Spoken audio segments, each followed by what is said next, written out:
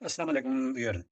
26वीं आईनी तरमीम के वक्त पीटीआई के सरकर्दा रहनुमा मिस्टर गौहर ने जो असम्बली में तकरीर की, जो खिताब किया, बहुत ही ज़बरदस्त और दिलचस्प है।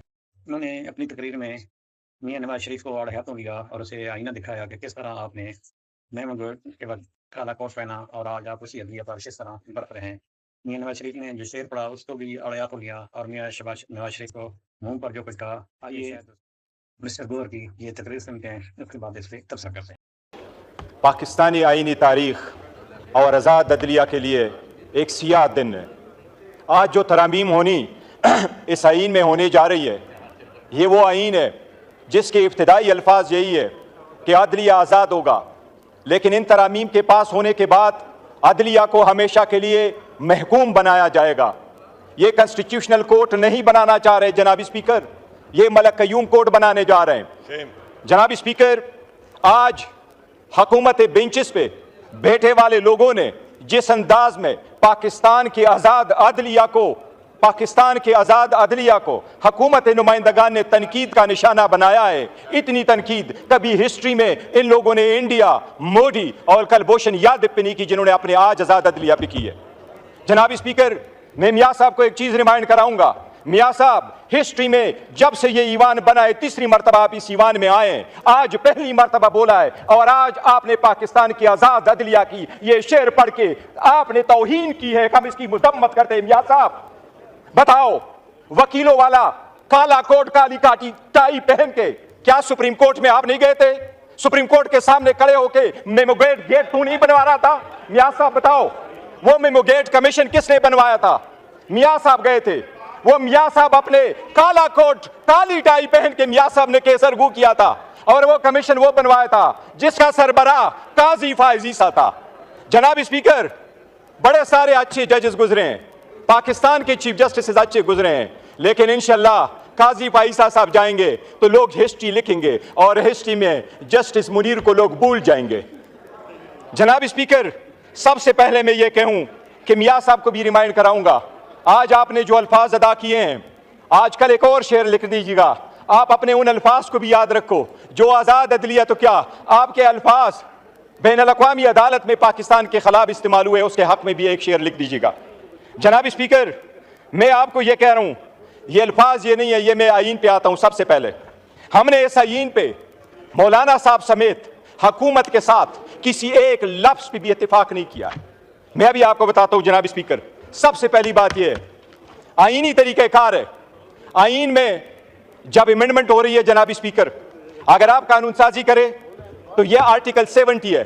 आर्टिकल 70 कानून साजी के लिए है, आर्टिकल 80 आपके मनी बिल के कानून साजी के लिए है, और आइन के लिए आपका 239 आर्टिकल है, आपका रूल्स 156 है। जनाब स्पीकर, ये ईवान उस वक्त तक, ये ईवान इस आइन के उस आर्टिकल 239 के मुताबिक, ये ईवान इसके रूल्स 156 के मुताबिक उस वक्त तक आइन में तब्दीली नहीं कर सकती जब तक इसमें जो रिजर्व सीटों की सीटें खाली हैं वो पूरी ना हुई हो, जब तक केपीके के 11 सेनेटर्स वहां ना आए हो। ये आइन की खिलाफ वर्जी है।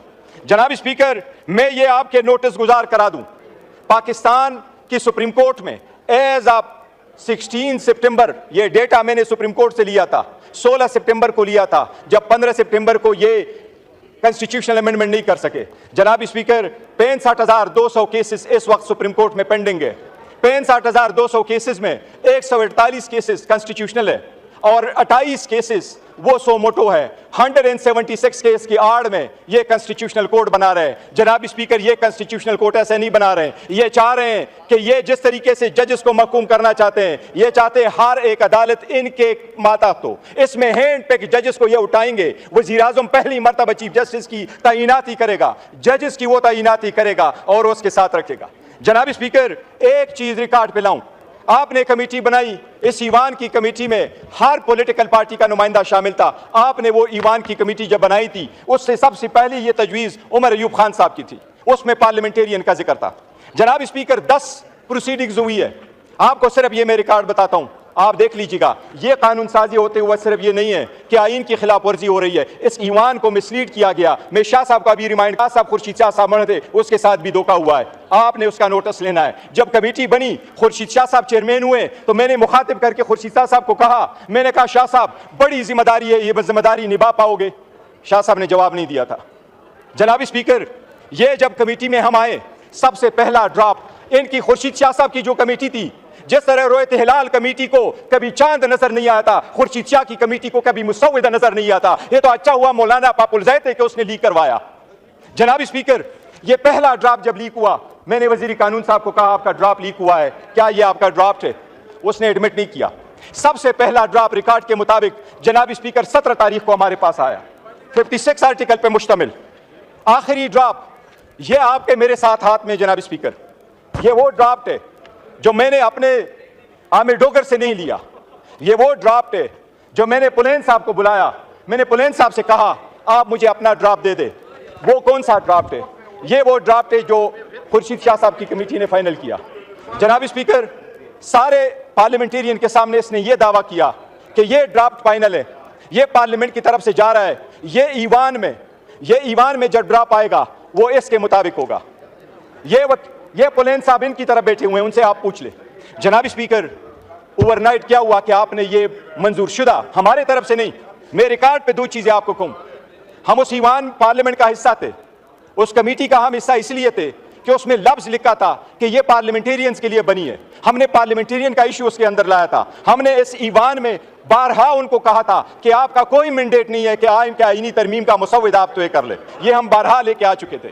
हम मौलाना साहब के साथ भी थे। मैं रिकॉर्ड पे कहना चाहता हूं जनाब स्पीकर, हमने किसी के साथ इस ड्राफ्ट के एक लफ्ज पे भी इत्तेफाक नहीं किया था, बिकॉज हम समझते थे ये इलेजिटिमेट है, ये इसका प्रोसेस नहीं है। लेकिन जनाब स्पीकर, ये ड्राफ्ट आज आपके सामने वजीर कानून ने रखा, इसको सिर्फ देख ले। ये जो खुर्शीद शाह साहब की कमेटी ने भेजा, इनको कमिट किया, ये फुलेन साहब सामने बैठे हैं कि हमको कहा इसमें से एक लफ्ज नहीं होगा, वो खुर्शीद शाह साहब बैठे हैं कि इसमें से कमी नहीं आएगी। अब मैं आपको ये बता रहा हूं जनाब स्पीकर, ये क्या कर रही है हुकूमत एक चॉकलेट की कोडिट करके अवाम को जहर दे रही है, अदलिया को तकसीम कर रही है, अदलिया को महकूम बना रही है। मैं अभी आपको बताता हूं, ये ड्राफ्ट मंजूर शुदा था। इस ड्राफ्ट में ये लिखा था, पहला लफ्ज देखे, ये देखे, सबसे पहला लफ्ज देखे जनाब स्पीकर, इसमें यह लिखा था कि कमीशन होगा चीफ जस्टिस पे मुश्तमिल और इसमें होंगे 4 सीनियर जजेस। आपने इसको क्यों चेंज किया? यह हुकूमती ड्राफ्ट में क्यों चेंज आया? दूसरी बात, यह कमेटी आपने बनाई जिसमें से जजेस की अपॉइंटमेंट होना था, इनके अल्फाज में आपने तय्युर क्यों डाला, 230 क्यों डाला? आपने दूसरे लफ्ज इसमें लिखा जनाब स्पीकर, यह आपके सामने गोशगुजार कराता हूं। ये पीटीआई के रहनुमा नूर अली खान ने नवाज शरीफ को इतना खुश सुना दिया कि शायद मियां नवाज शरीफ रहम गुमान में भी ना रखे हों कि कोई मुझे इस तरह भरी पार्लियामेंट में खिर सुना सकता है। बहुत ही दिलचस्प तथ्य किया उन्होंने, आईनी तरमीम को भी आड़े हाथों लिया और मौजूदा रजीम को भी आड़े हाथों लिया।